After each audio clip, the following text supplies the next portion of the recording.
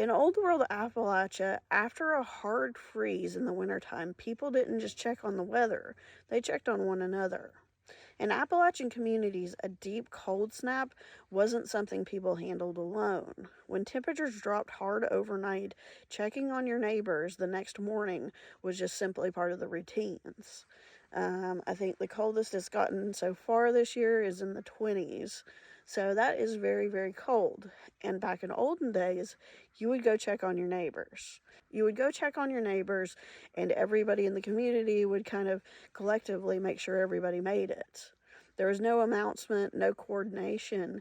People would just go and they would walk the roads or step off their porch and see if they saw smoke at their neighbors, or they would just go and make a trip briefly to a neighbor's home just to check on them. Their questions were simple and direct. Did your fire stay lit? Do you have plenty of firewood? Did your stove work right? Did the animals make it through the night? Does anyone need anything? Cold weather was very risky, and it was so dangerous in the days before electricity and electric heaters, and people relied on fireplaces and wood fire. Pipes could crack, wells could freeze, older stoves could fail and break. A small problem that was unnoticed could become a serious problem very quickly. Checking in with others helped catch those problems early. It wasn't charity or obligation, it was just the practicality of life and community members trying to help each other make it through.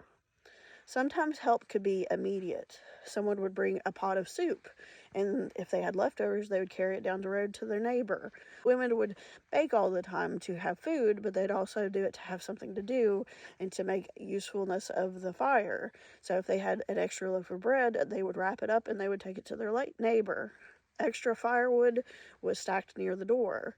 These gestures, they didn't come with explanations or thanks necessarily. It was just understood that that's what you did for people. Visits in the wintertime were usually short. People didn't linger for too long unless they were needed to help with something. And the point wasn't socializing, it was just making sure everybody was okay after the cold. These small acts reinforced community bonds in a very quiet way. In winter, survival wasn't necessarily something that you had to manage privately. If you had a community of people, everyone worked collectively together to help each other survive.